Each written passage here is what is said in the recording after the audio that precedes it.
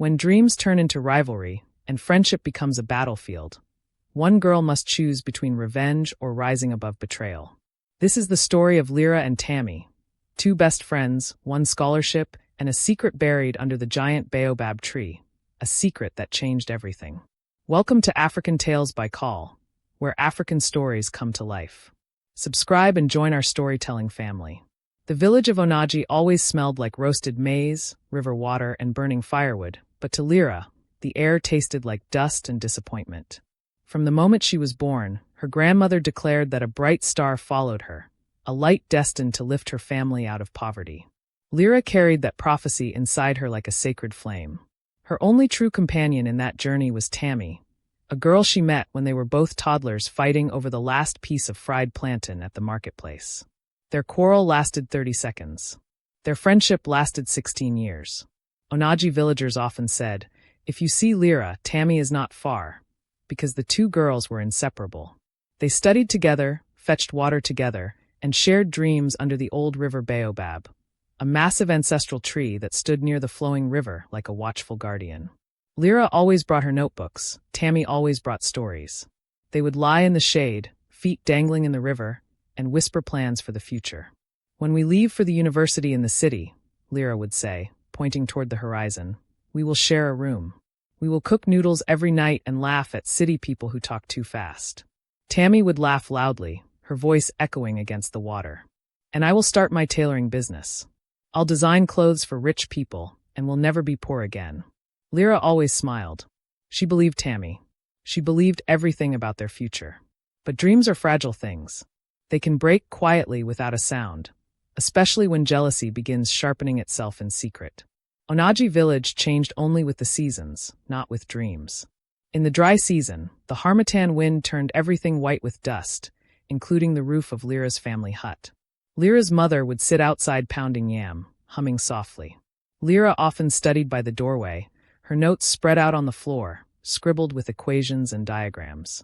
She was brilliant, everyone in the village knew it. She answered questions faster than the village teacher could ask them. Tammy, on the other hand, was sharp but distracted. She had talent, yes, but her mind wandered. Sometimes she stared at the clouds instead of solving problems. Still, Lyra never mocked her. Lyra believed that friendship meant lifting each other, not competing. When the news came that the government scholarship examination would only accept one student from Onaji, Lyra celebrated. She believed both of them could pass. She believed fate was large enough for two. Tammy's smile that day was small and tight, barely reaching her eyes.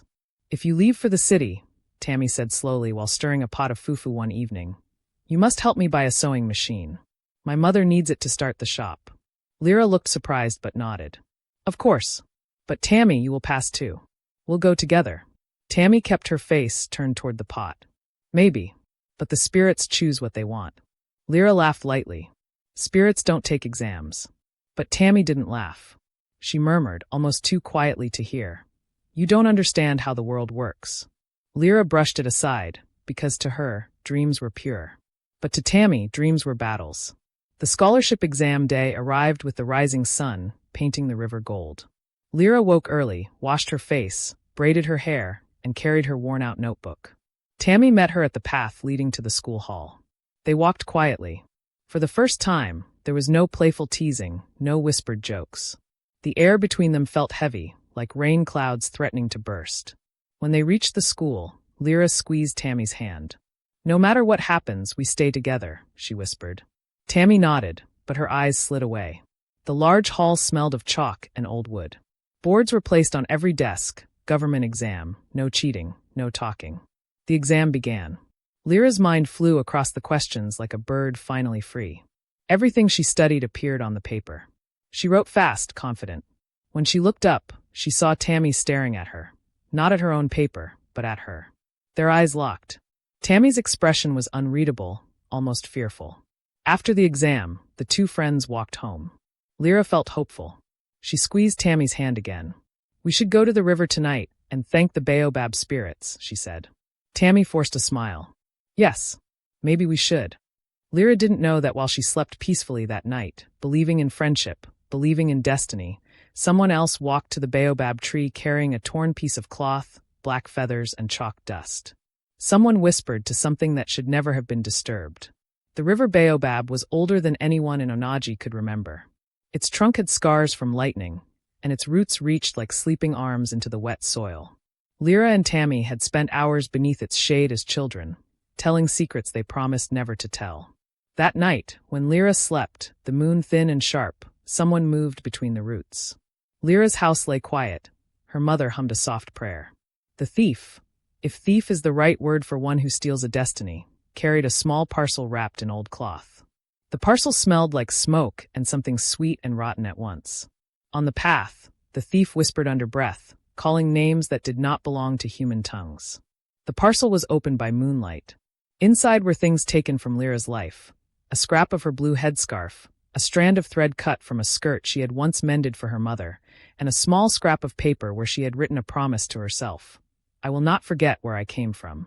The hands that worked that night were steady. Words were spoken, soft, precise, directing a spirit to tilt fate, to whisper doubts into sleeping ears and gossip into idle mouths. When the parcel was buried by the roots, the hands patted the soil like a mother comforting a child. Now, the voice said, the road will open for the one who asks. The thief walked away with slow steps into the dark, leaving only the whispering leaves and a place that felt changed. Morning wore the day like a wrapper. Birds argued over mangoes while villagers moved about their chores. Lyra woke feeling strange. Her hand, the one she used to write, felt heavy and numb. A red rash bloomed across the knuckles, angry and hot. She calmed herself and blamed the chill of the night, but the unease lingered. At the market, people moved around her with tight smiles. A mother drew her child away when Lyra passed. The girl with the rash, someone muttered. Lyra tried to ignore it, but then the teacher from the exam committee arrived. He was a thin man with spectacles, and he carried a sealed envelope. We have results, he announced. To the gathered crowd, the sound of his voice creating a sudden hush. Lyra's heart leapt. She imagined her name called, her future unfurling. When the teacher opened the letter, his words were soft but firm. The scholarship this year goes to Tammy. A cheer rose from the crowd, but Lyra only heard a distant clatter. The sound of happiness for others felt foreign. Tammy ran forward, her wrapper bright in the sun, and hugged every hand she could find. She hugged Lyra too, but Lyra felt the hug as a weight. Later that day, whispers began to thread through Onaji, murmurs about the Baobab, about offerings, about spirits. Someone said they saw Lyra at the tree. A woman told another as they ground cassava. They said she wasn't alone. Lyra stared at her hands and felt the world tilt. Rumors move faster than truth in small places. By noon, the whisper had grown into a story, and the story had teeth. She met the Ajogan, someone said, calling spirits by a cruel name. She spoke to them and offered them a gift to dull the mind of the other girl. Lyra's knees went weak. She stood rooted near her family hut as neighbors crossed to the other side of the path. Her mother, who loved her with a quiet, stubborn loyalty, turned pale when she heard the noise. That night, an elder came to the compound with measured steps, his face a map of worry. Lyra, he said softly, I hear stories from the river. People say you made an offering. You must explain. Lyra tried to explain how she had stayed home and prayed, how she had prepared water for the exams and counted her beads for luck. The elder listened, but the look he gave her was mixed with something she could not name. Fear, perhaps, or an instinct to preserve the village before an imagined danger. The spirits are sensitive, he said finally. If people say you've angered them, it can frighten others. He did not say the word guilty, but it hovered like smoke. Lyra slept little that night, clutching her notebook close, as if paper could hold truth against rumor.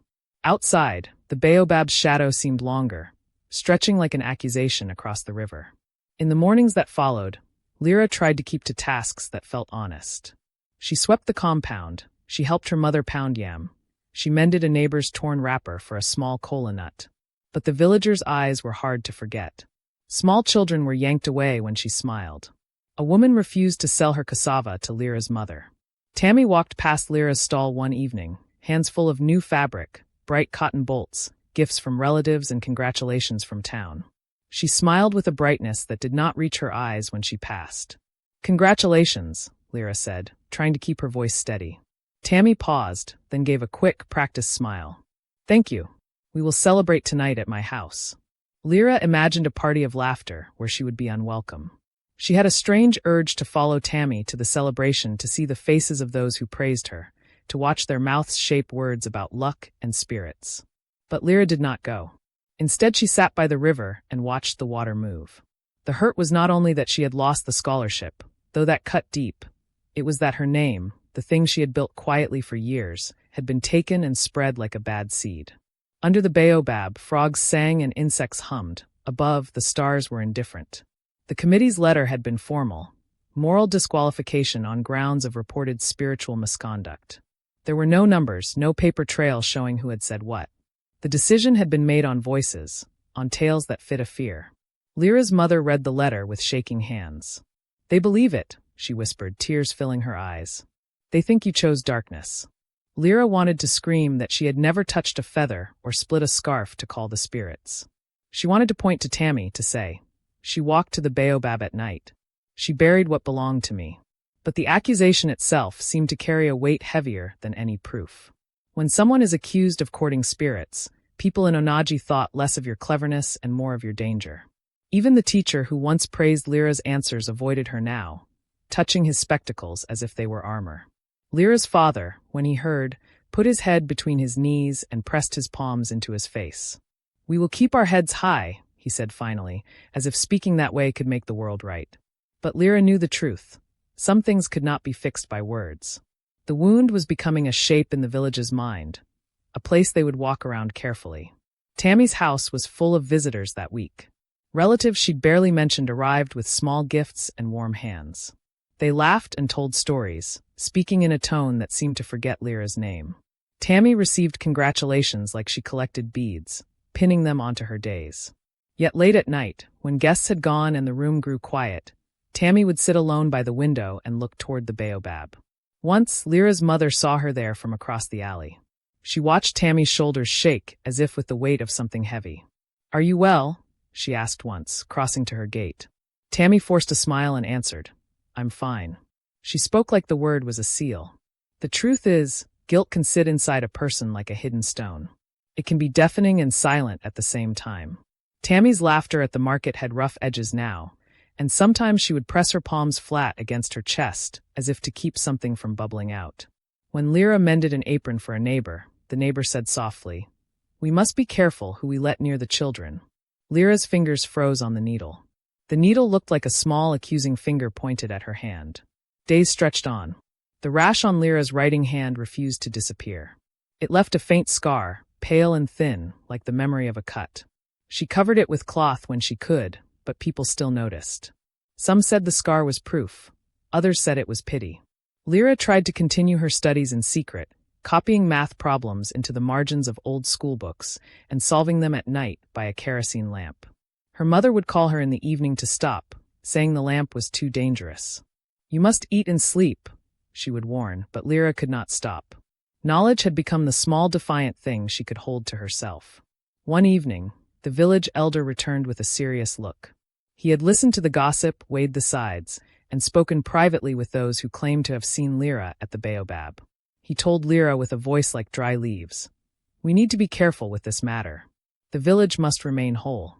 Lyra tried to argue, to explain in detail where she had been every moment of the night before the exam.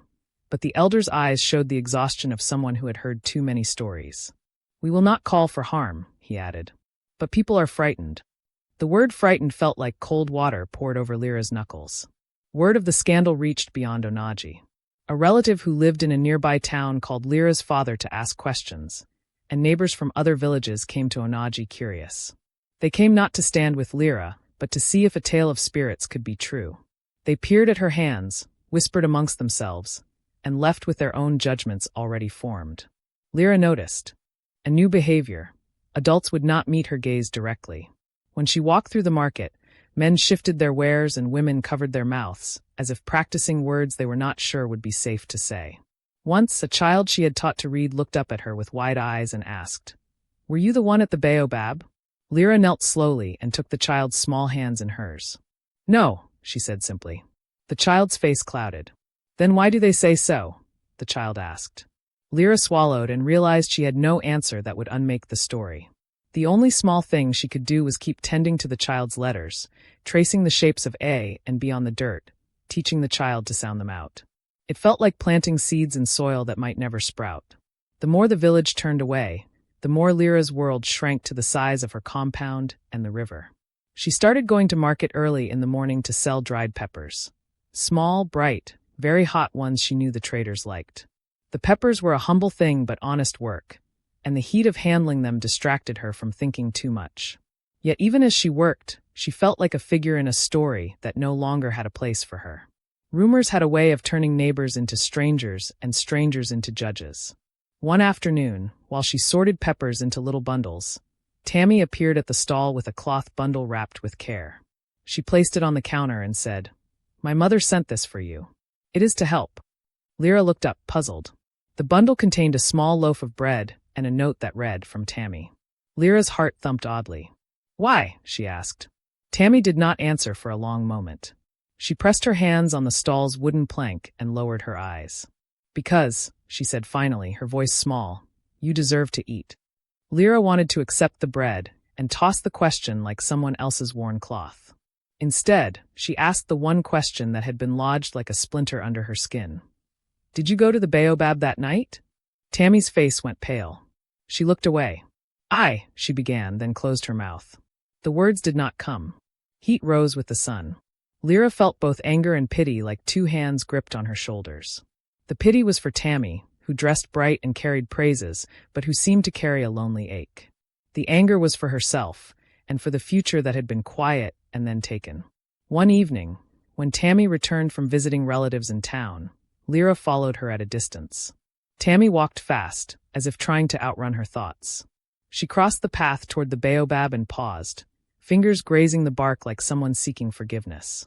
Lyra stayed hidden behind a cashew tree, watching.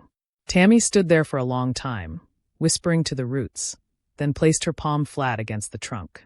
"I did it because I was scared," she whispered, voice barely more than a thread. "I did it because I wanted to leave." The words were a small confession. Lyra's heart pounded. She wanted to step forward, to shout and demand truth and restitution. Instead, she stood like a statue, feeling old anger and new sorrow braid together. Tammy's shoulders shook. "I thought if I left, I would not have to be small anymore," she said. "I thought I could sew myself out of this place." For the first time since the rumor began, Tammy did not seem proud. That night, Lyra did not sleep. The confession in the dark lodged like a stone in her throat. She imagined all the nights Tammy had smiled while her hand reached toward a better life in secret. She thought of the exam hall and the way Tammy had looked at her paper, then at her, and felt a coldness like a sealed window. But the public world was not moved by private confessions. Onaji's elders wanted a story to keep peace, not a messy truth to untangle. When Lyra went to the elder to speak, she found him cautious, warned by the need to protect the village from division. "If Tammy admits to going to the Baobab," he said slowly, "we must decide what it means. We cannot be ruled by anger. We must keep the spirits calm." Lyra pressed both hands on the elder's chair. "She took my things," she said.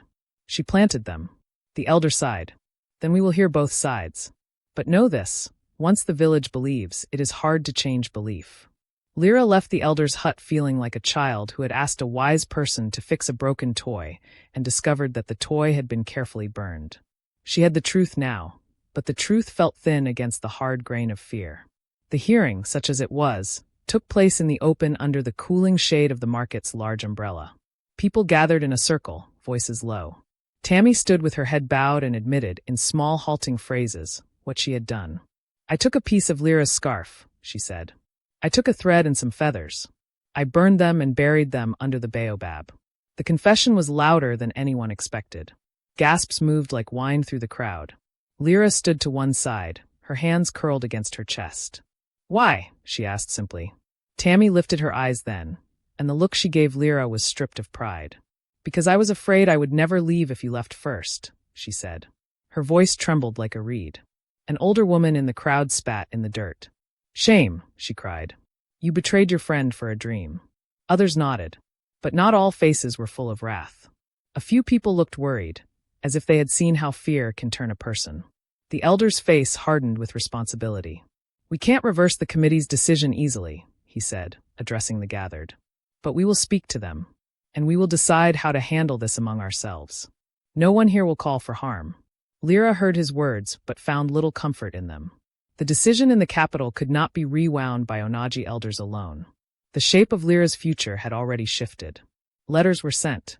The elder traveled to the town where the scholarship committee met.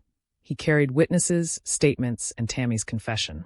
Lyra waited at home, watching the path for the man on the bicycle who would bring news. Days became a test of patience. When the reply finally arrived, it was a folded paper with the government seal, and the color in Lyra's chest sank as she read. The committee stood by its ruling. They wrote that while they respected the village's attempt to retell the story, they had based their decision on community reports and would not change the award. The committee is concerned about the integrity of its selection process, the letter explained in bureaucratic language. Changing decisions now would create uncertainty in future cohorts. Lyra crumpled the paper and pressed it to her face, as if to smell some past that could not be recovered. Tammy came to Lyra's compound that evening with hands full of small gifts again. Bread, a cheap notebook, a spool of thread. "I am sorry," she said, and her voice broke. "I tried to tell them, but the committee will not change their mind. They said it would look weak." Lyra listened and felt a strange mixture of relief and bitterness. Tammy's confession had not undone the harm. Life in Onaji adjusted itself to the new story. Tammy began lessons at a small tailoring school run by an aunt in the next village, and she prospered in the way people prosper when they are given a visible prize.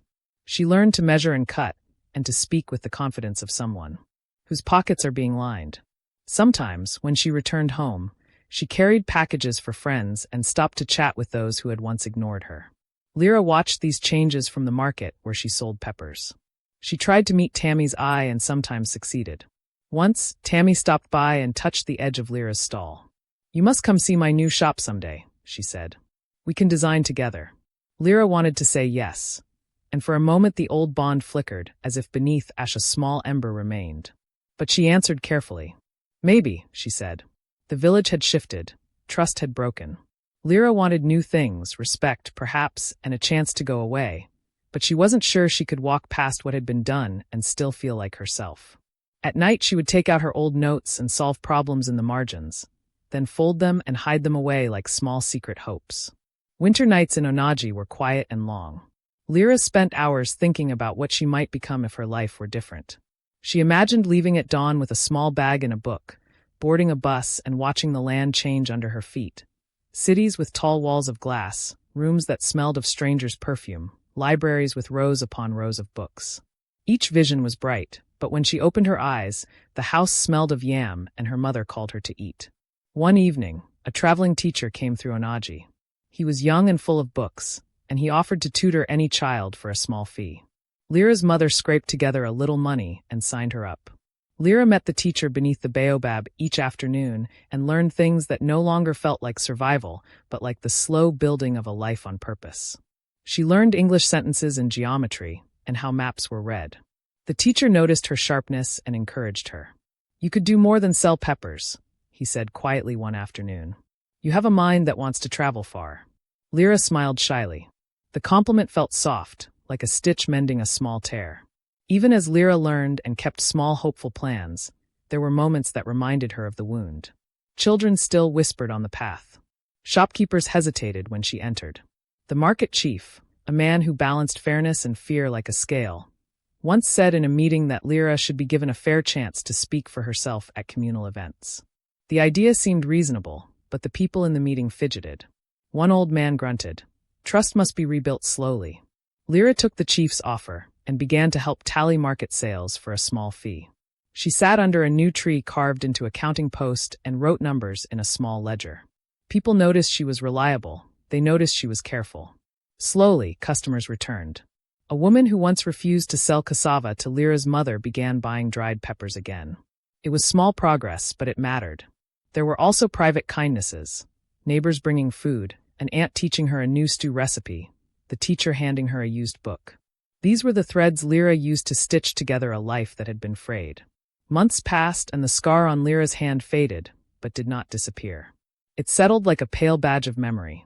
Lyra learned to hide it with thin cloth when she wanted to save herself the second glance, though some people would still glimpse it and look away.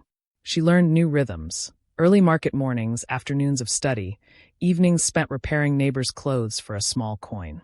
Tammy's visits became less frequent as her own life grew busier with sewing orders and lessons. When she did come, their conversations were careful, sometimes warm like someone testing water with a toe before diving in. "Do you forgive me?" Tammy asked one dusk, holding the hem of a dress she had sewn. The question was small but heavy. Lyra thought about the old promise under the Baobab, about how promises could be broken and still be true to parts of themselves. "I don't know yet," Lyra said honestly. "But I am trying to live." Tammy nodded slowly. The answer hurt her, but also seemed honest enough to keep. As night closed in, the Baobab stood far off against the dark sky, its roots deeper than anyone could see. The village breathed and moved and kept telling itself stories, some of which were kinder than others. Lyra kept solving problems in the margins of her old notebooks. Each solved equation a small step toward a future she still dreamed of claiming. Seasons shifted again, and Onaji's river swelled with the first heavy rains. One morning, the market square buzzed louder than usual. Word had spread that the scholarship committee was sending an inspector to check on the progress of the chosen student. The news struck Lyra like a stone dropped into calm water. Tammy passed by Lyra's pepper stall as whispers followed her like a shadow. Villagers nudged one another and said, "The inspector will surely praise Tammy, and maybe he will choose someone else for next year." Lyra arranged peppers into small woven baskets, pretending not to hear. Tammy hesitated in front of her stall. "Lyra," she said softly, I want you to come to the meeting when the inspector speaks." Lyra looked up slowly. Rain dripped from the edges of the market coverings. "Why would I go?" she asked. Tammy's voice trembled. "Because I want him to see that I didn't get here alone. You pushed me. You taught me things. You deserve to be seen too." The words were honest, but honesty suddenly felt too late. Lyra swallowed hard. "Tammy, you didn't just take a chance. You buried me to rise." Tammy flinched, eyes glistening, but before she could respond, a group of villagers approached her, praising her and pulling her away. Lyra watched her go, and for the first time, she didn't feel anger. She felt clarity. Whatever her future was, she could no longer let herself be shaped by Tammy's shadow. The inspector arrived 2 days later. A tall man with glasses and a crisp shirt that looked too clean for Onaji's dusty roads. The village leaders led him through Onaji like a prized guest. Tammy followed, wearing one of her own new dresses, bright yellow fabric sewn perfectly to her shape. Villagers applauded when she passed, offering bowls of groundnuts and bottles of palm juice. Lyra stayed back at her stall, selling peppers quietly. But fate often ignores where someone tries to hide. The inspector stopped at her stall, drawn by the careful arrangements she had made, like tiny flames on display. "You run this business alone?" he asked politely. "Yes," she said. "Peppers help pay for books." "Books?" His eyebrows rose. "You study even without the scholarship?" "A scholarship is not the only way to learn," Lyra replied. Her mother, nearby, heard her daughter and felt her chest warm with pride. The inspector studied Lyra's scarred hand. "You write with that hand?" Lyra nodded. "And with the other, if I must." The inspector pressed his lips together thoughtfully. "I heard whispers about you," he admitted. Lyra inhaled sharply, preparing herself. "People say many things," she answered quietly. "But truth doesn't need noise to remain true." For a moment, the inspector held her gaze. "Would you speak with me after I finish here?" he asked. Lyra blinked, not expecting an invitation. "Yes."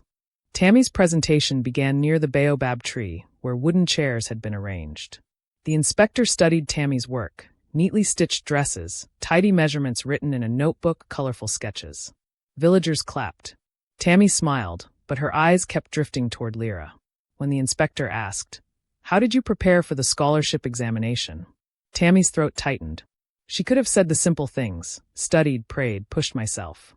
But her eyes locked onto the baobab, and something within her trembled. "Someone helped me," she said. The elder frowned, worried she would unravel things best left buried. "We all helped each other here," he interrupted quickly. Tammy shook her head. "No," she said louder. "Lyra helped me. She studied with me every night. She believed in me more than I believed in myself." Murmurs spread across the crowd. The elder's hand curled around his staff, uneasy. Tammy swallowed.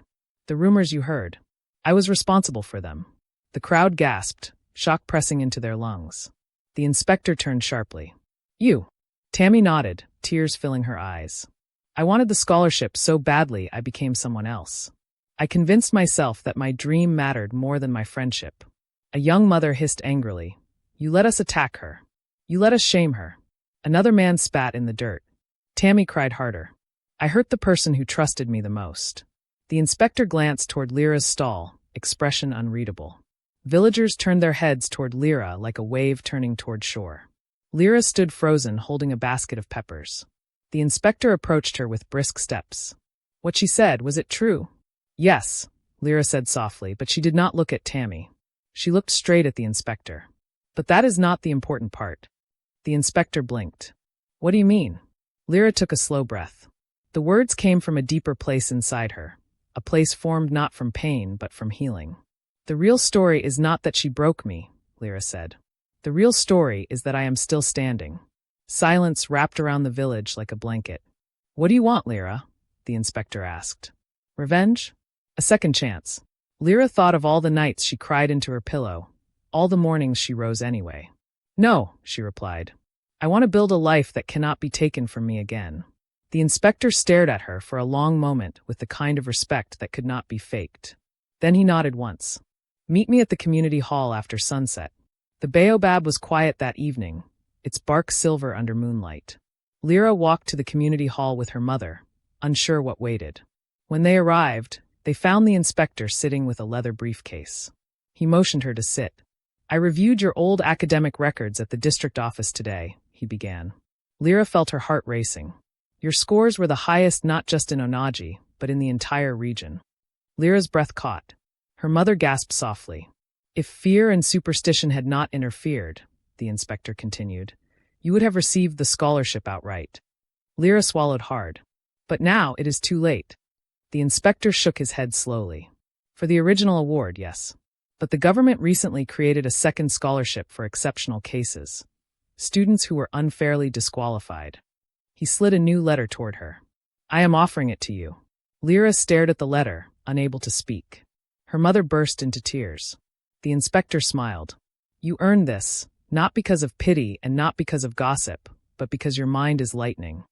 Tears filled Lyra's eyes. Her heart felt full, finally full. The news exploded through Onaji by morning. People rushed to Lyra's stall, breathless with apologies. The same mouths that once whispered poison now offered humble words. We were wrong, one woman said, clutching Lyra's arm.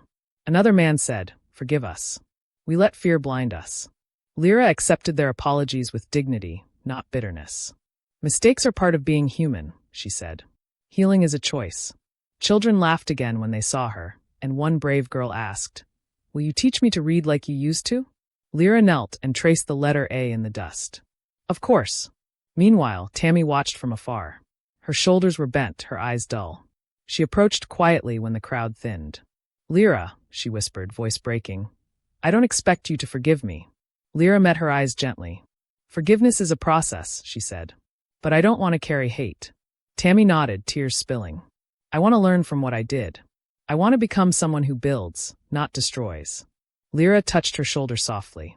Then start with that. The day Lyra left Onaji was dawn-soft and quiet. Her parents wrapped her notebooks in cloth, and her mother packed dried peppers into a small tin. To remind you of home, she said, smiling. Villagers lined the road, carrying small gifts. Oranges, yams, a bar of soap, a prayer whispered under breath. Even those who once avoided her came forward. The elder, leaning on his staff, spoke with dignity. You carry our hopes with you. Walk into the world with your head high. Lyra bowed respectfully. The river breeze flowed through her hair. Tammy emerged from behind the crowd holding a fabric bundle. I sewed something for you, she said softly. Lyra opened the bundle. Inside was a beautiful bag, stitched with symbols of the river and Baobab. Thank you, Lyra whispered. It is your story, Tammy said. You wrote it with your resilience. Lyra smiled, a real one unburdened. She hugged Tammy, not to erase the past but to acknowledge the future. Lyra boarded the bus to the city. As it rumbled away, she pressed her head against the window. The road curved and narrowed, dust rising behind them. She whispered to herself, this time, I climb my own ladder. With every mile, Onaji shrank until it became a distant speck of roofs and smoke. Lyra opened her notebook and began to write. I am not what they said. I am my own light. When the bus stopped for water, she met other scholarship students, each with their own story. A girl named Nara asked, What do you want to become? Lyra answered confidently. I want to be an engineer. I want to build things that last. Nara grinned. Then we'll be friends. Lyra smiled, feeling warmth spread across her chest. She wasn't alone anymore. She carried scars, yes, but also strength. City life was overwhelming. Noise, tall buildings, cars that moved like impatient insects.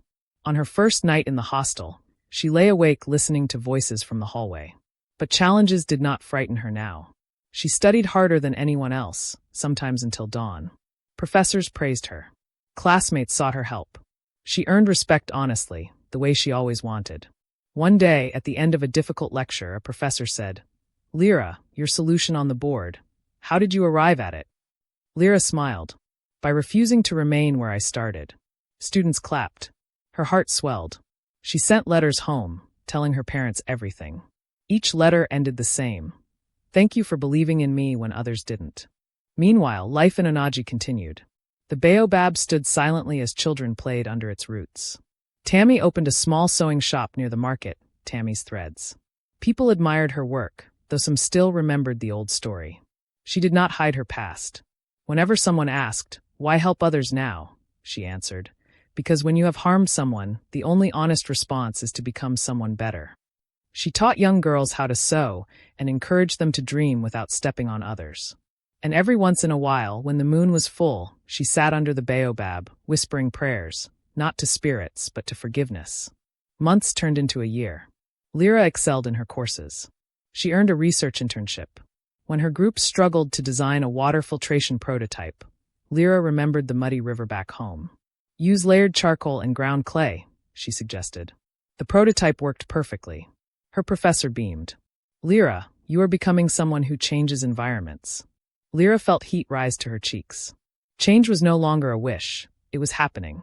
She bought new shoes, new books. She took a train to visit a library taller than any building in Onaji. She stood in the middle of it with her arms open wide, whispering, I belong here. Back in Onaji, elders sometimes read her letters aloud in gatherings. Do not fear growth. Fear standing still. Villagers nodded, murmuring their agreement. Children wrote Lyra on the ground like it was magic.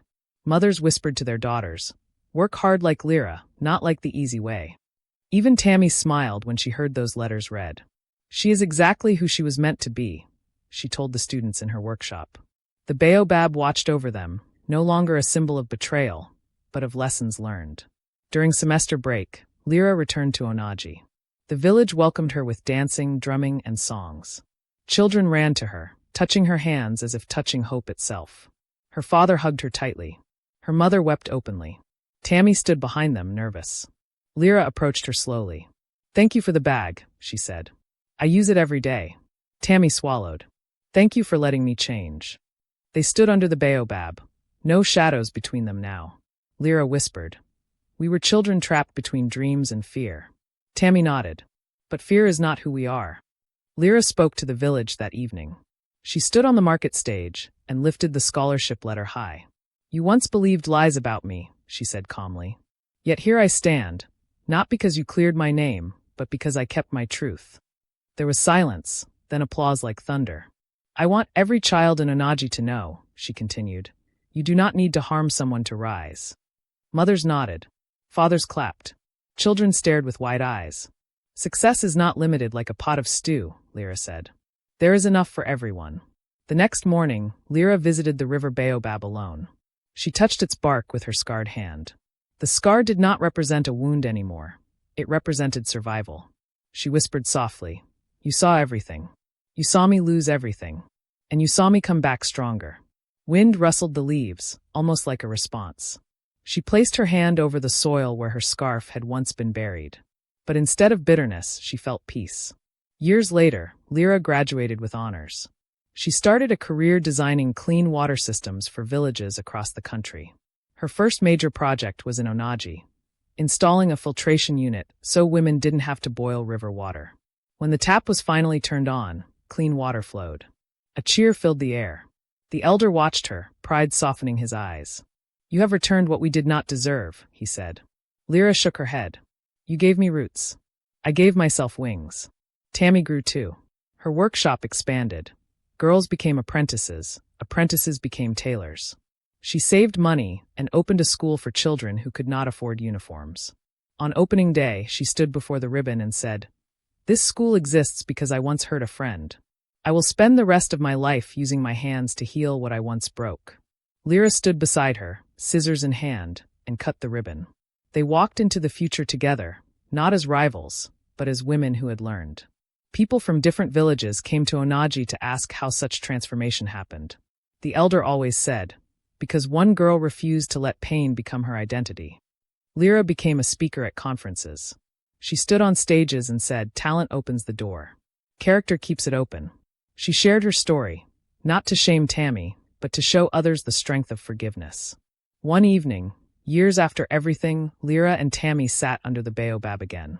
The river shimmered with moonlight.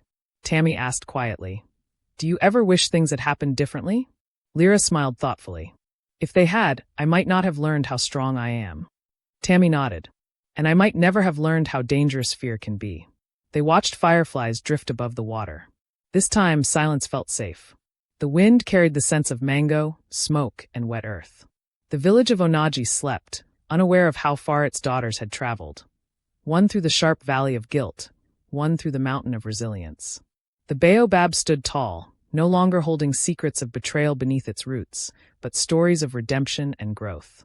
The friendship that once broke returned in a different form, not as childhood innocence, but as mature understanding. Lyra placed a hand on her scarred fingers and whispered, "Every root has a purpose, even the painful ones." And with that, she turned toward her future, walking confidently, not away from her past, but beyond it. Please like, subscribe, and share.